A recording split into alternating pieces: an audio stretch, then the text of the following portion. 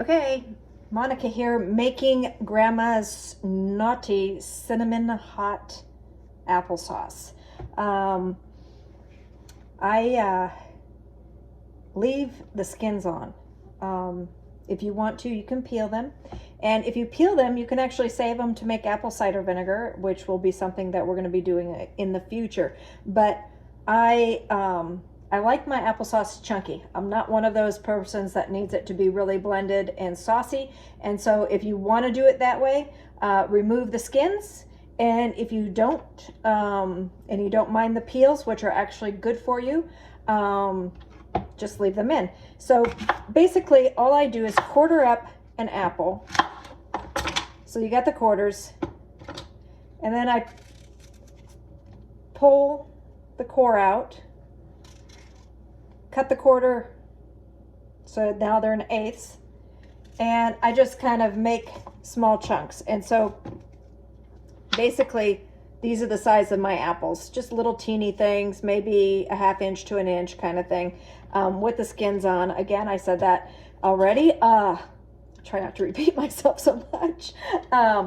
You can use an apple corer, but these apples kind of have some deformations. Like I said, I got them half price. And so when you have deformations, like they kind of, some of them go at an angle, and a lot of times you have a lot of waste using these cores. And so I don't like a lot of waste. I like it to be nice and neat.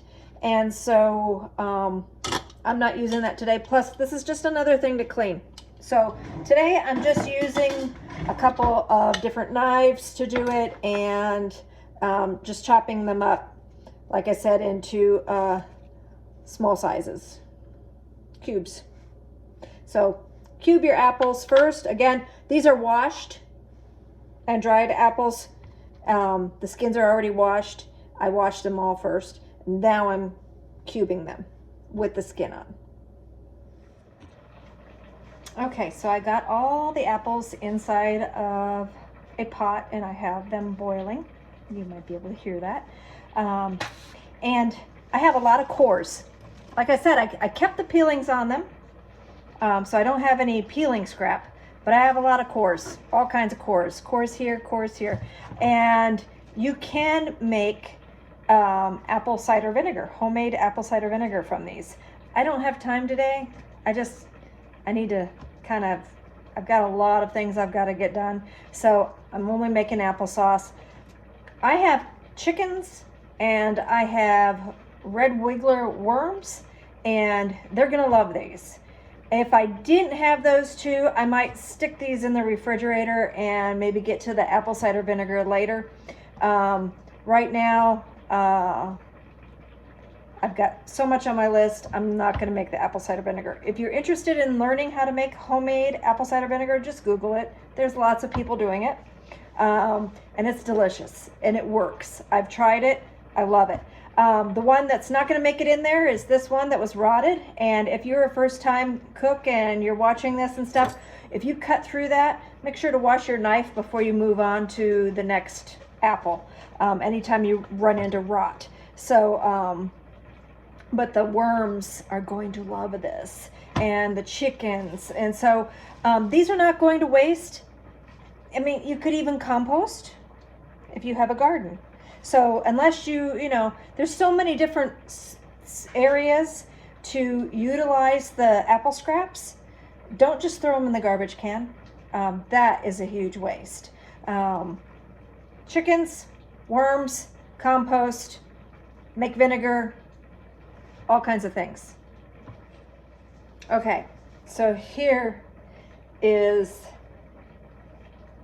why I call it naughty applesauce.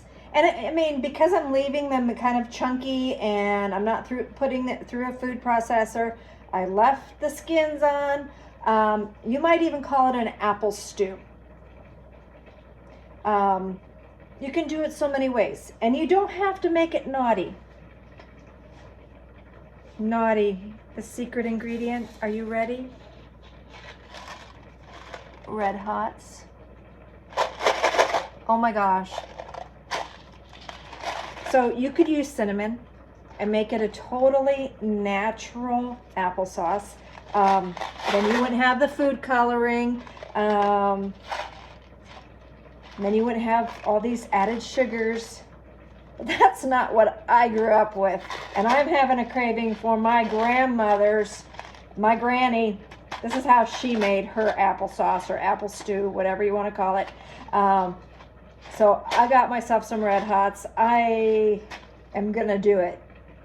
So if you like that extra kick, and if you got a husband who has cravings for junk food all the time, he's a junk food junkie, that's how he was brought up, this is a nice treat. And so, like I said, I could do it all natural. Just add some cinnamon at this point, it would be extremely healthy. Don't add anything to it. Not even sugar, no honey. Just leave it just like this, and it would be a wonderful, natural, but I'm not doing that. I'm doing it naughty. So, and the other, I even thought of, what about Fireball liquor? Oh,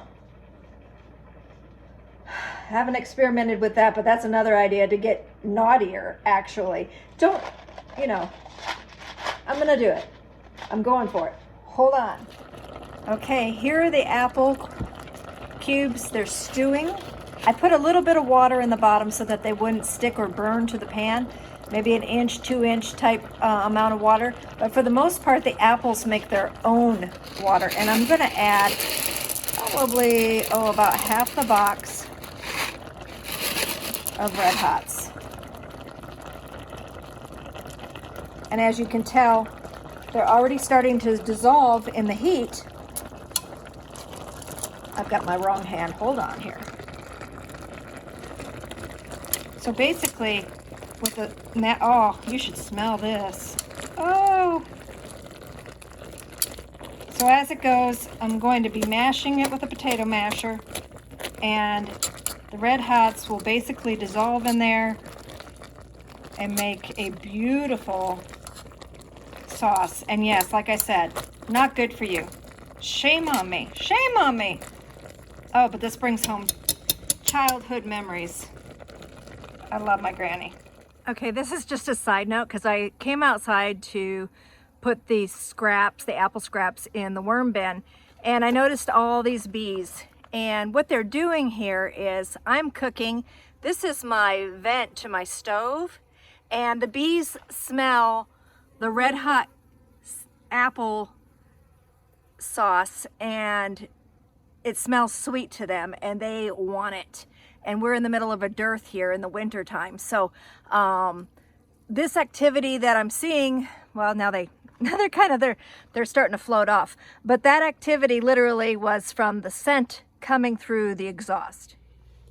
Okay, so now what I'm doing is, try to keep my, just kind of smash the heck out of it until you get it to the texture you want. Like I said, you don't have to put it through a food pureer. You can just use a potato masher. Here's the finished product. Like I said, you could call it a stew or you can call it a sauce, and you can make it exactly the way you want.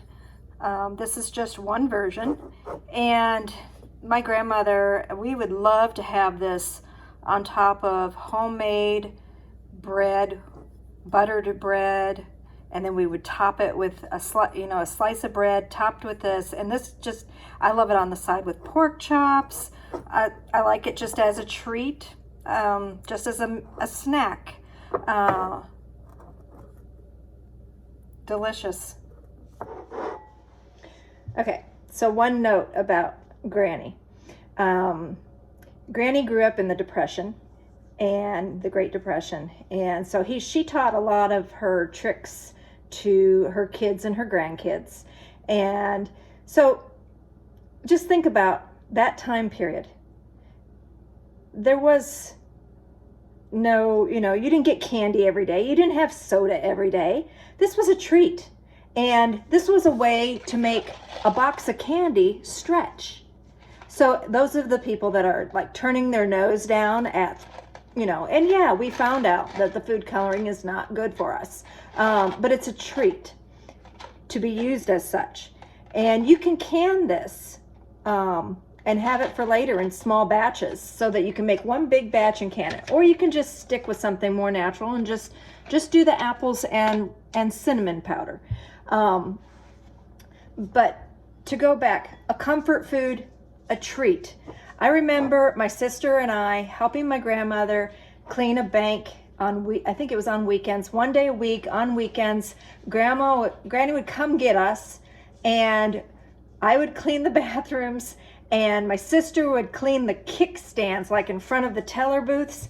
And this was like, gosh, 40 some years ago. And and what was that once a week? What did we do? What was our pay for helping Granny? And we would get so excited we couldn't wait. Our pay was to go across the street to a little general store and get one piece of candy each. And I can't remember what my sister would get, but I remembered what I got every single time was a strip of Laffy Taffy, strawberry flavored. And that's how we grew up as children. So candy every now and then is okay, but letting your kids have candy on a daily basis and free range soda, no. So if you just do it as a treat, it's not going to hurt anything, but it will hurt something long run if you just let them have free range at all. And it actually, my husband's got problems because of that. He had more of that free range kind of thing, and which is kind of strange because here I grew up more in that. And Dan and his mom grew up kind of like that, but she didn't want her children to grow up like that. And so he struggles. He has a huge sweet tooth that he is drawn to junk food. And if he doesn't get it, he actually has, he has just like a drug addict, there's withdrawals. And so, in moderation, I think candy is fine. On a daily basis, no. So I do have enough to can. I could put these in little half-pint jars and can them, and then just put them in the pantry and have them for later for a treat. But I've got enough people on my list that wants some of this, so that I'm going to be sharing with some friends and family. It's not going to make it in the canning jars this time because I haven't made it in so long.